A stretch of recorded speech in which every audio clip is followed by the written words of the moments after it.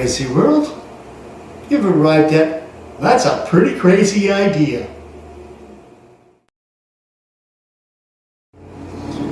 And me, I'm John.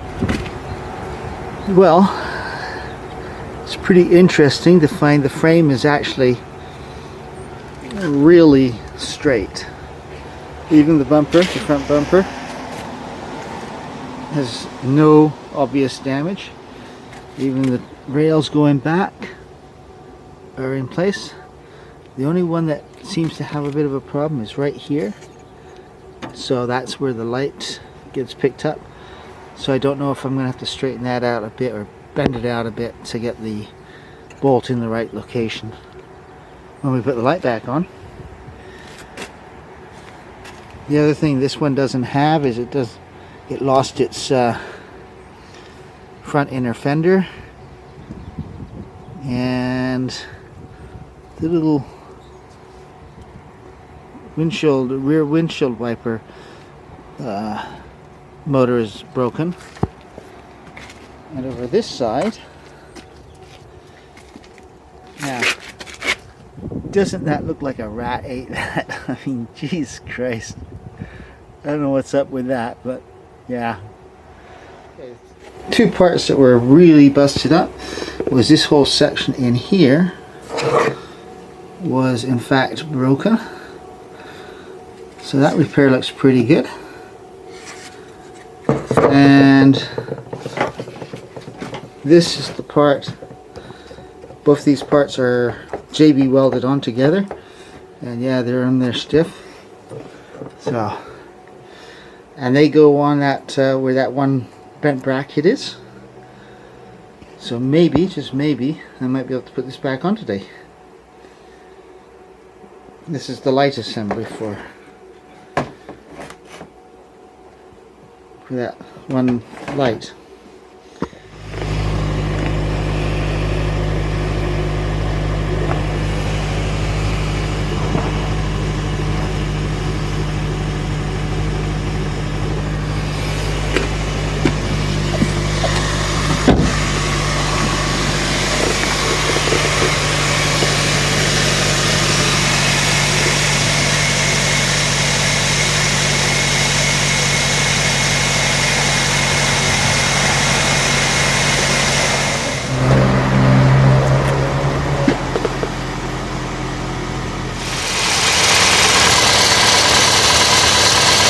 We're getting about 14 there, 14.5, 14.6, 14.6.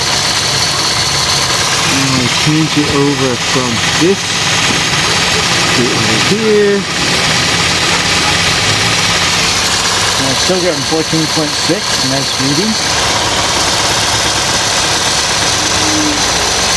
And we go for the bodywork right beside it. And we're getting 45 millivolts, 55 millivolts.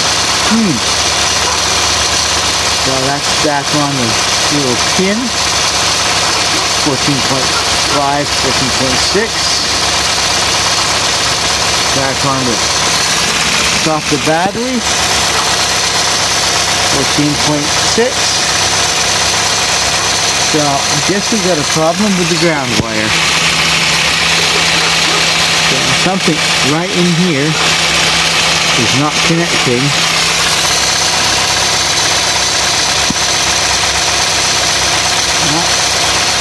That part is still good.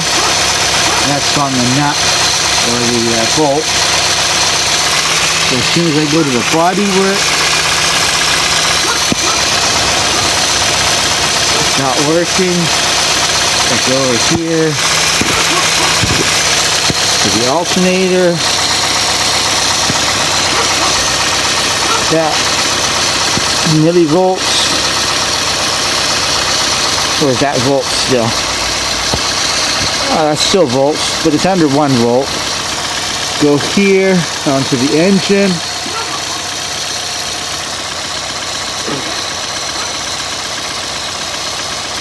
Yeah.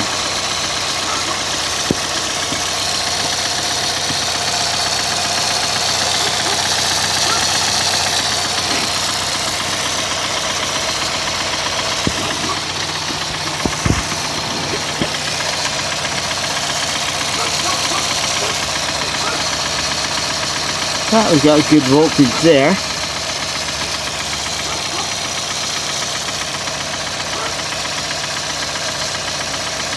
Not good there.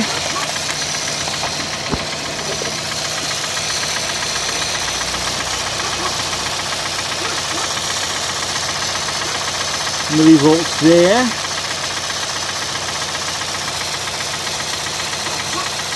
Oh, that's interesting.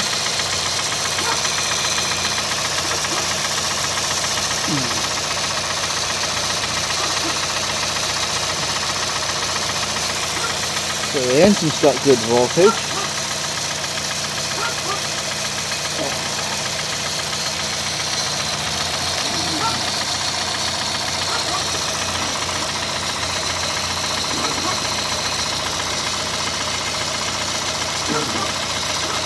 The alternator doesn't.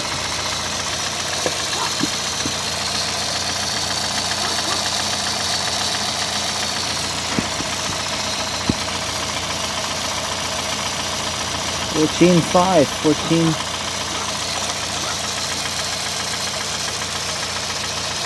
14.5, 14.6.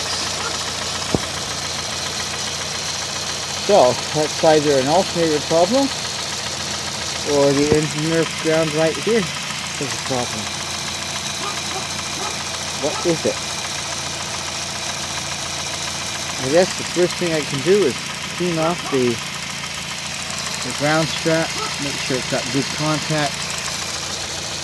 And if that's not it, then I guess I have to clean up the alternator.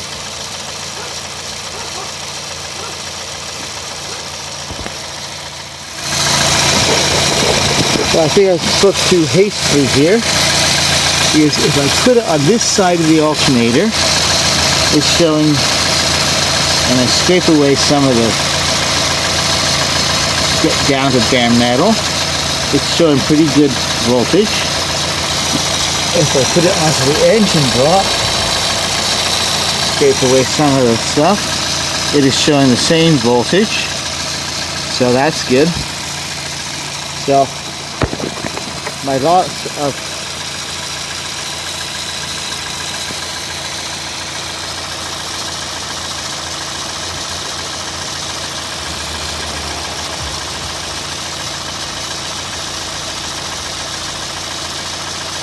my loss of charge is coming right at the bodywork at this joint here.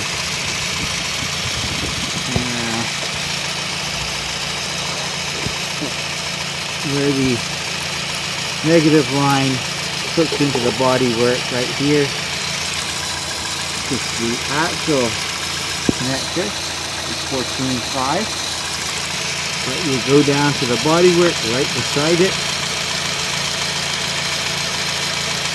And you can't get hardly 1 milliamp here, 1 millivolt.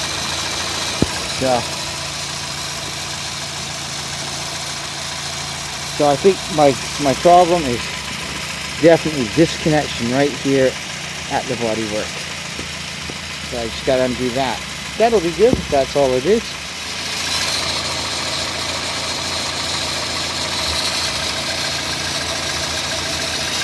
Okay, let's see what we got. Do I have anything here?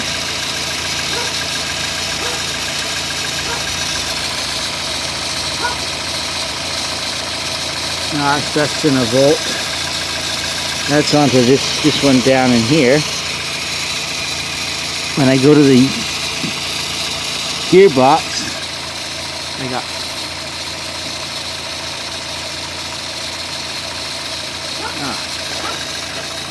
I did just have it. Good.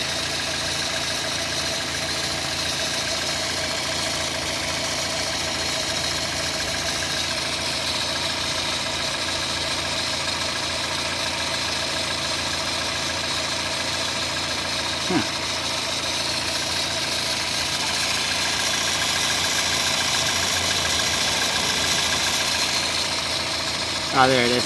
14.5. But when I go to the bolt,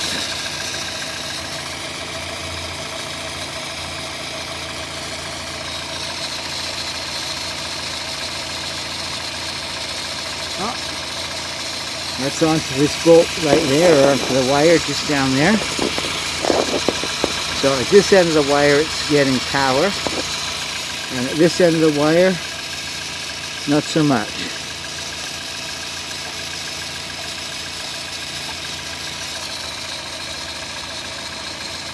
So actually my engine ground strap might actually be broken inside in here. That might be causing them. So it might be broken in here, which might be causing me my problems. So I think it's going to be this wire, this ground strap right down there. It's the problem. It's not connected, either not connected or it's broken inside, which is an easy fix.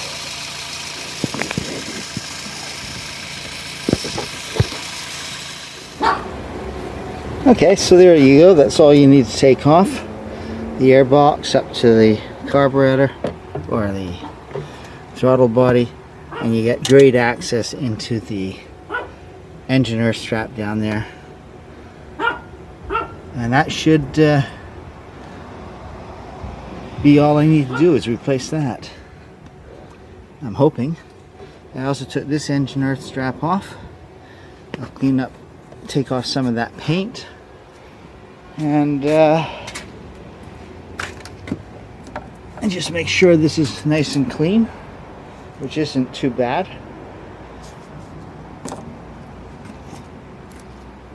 But that should be a fairly easy fix if that's all that's making my lights flicker. First I'm going to clean off the ends here, and then I'm going to check for continuity. I've already cleaned this one off. Got rid of the paint off of there, and I cleaned up the top of the gearbox here.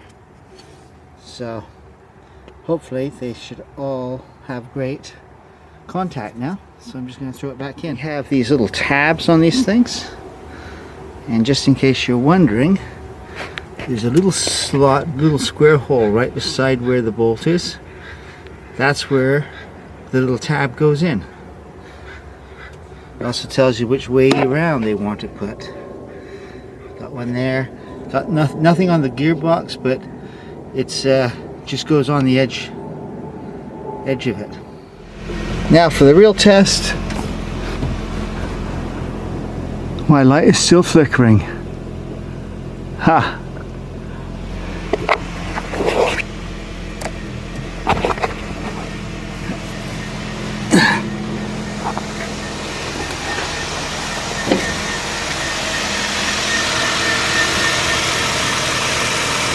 Definitely flickering. That means it's got to be somewhere over by the alternator. So now I have to do the alternator. Unfortunately, since the alternator isn't that much fun to do. Oh well. I went to pick up the voltmeter, and guess what? The light stopped flickering.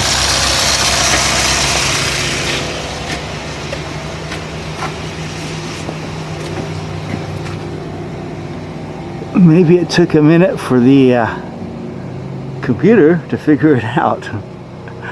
Oh well. They seem to be okay now.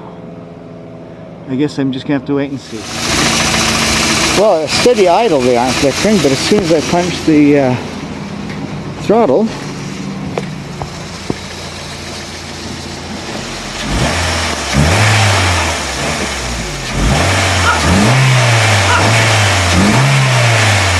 they start flickering. Darn. Well, we seem to have another engine earth strap right here, just above the alternator. And I think I'm going to leave the alternator in, but take this bracket off and then clean up all those surfaces, and then that should give, and clean up this, and hopefully that will give it a good grounding. And that should be it, I think. I hope.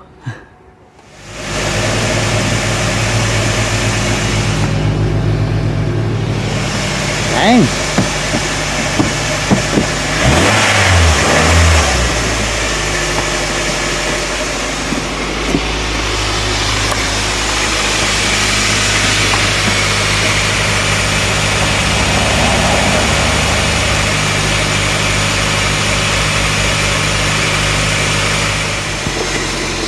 Well, it's still a little bit of a flicker, but inside is what a heck of a flicker comparatively.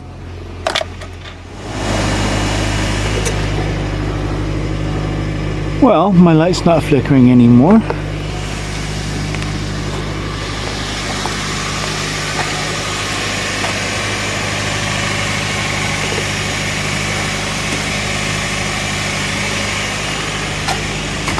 It happened after I drove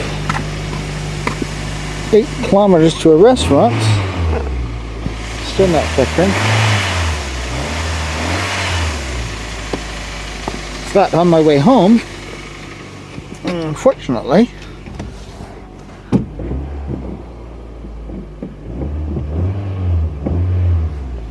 what happened was the hesitation came back. So, and my engine light came back on. And it also died every time I came to a stoplight. Darn. Hi. Yeah, we're back in the car, the Whack-A-Mobile. I ended up going to a restaurant about 8 kilometers away, 8.5 kilometers away, and coming home, I ended up with a problem. The car, the Honda, wouldn't go over 3,000 RPM. As long as I kept it below 3,000, it drove okay. Except at stop signs and stop lights, where she just died, just completely died. So I was on the internet, and a guy was on there saying that it might be one of these. A simple little relay for the throttle. So, yeah. And in the meantime, I've also broke down, so no more seat of my pants analysis from the driving position. And I bought myself a scanner. Oh my God, I got a scanner now. Yeah, so I'm going to try the scanner and see what the codes are, and see if that helps me at all, and maybe verify that this little thing is the problem with my accelerator. Wait and see. That little relay I held up for the throttle position sensor, thinking that might be why I had a problem. Nope, it sure wasn't. Check out part 18 to come. That's pretty well much going to explain why it was doing what it was doing. And yeah, that's but the relay had nothing to do with the throttle position sensor opening.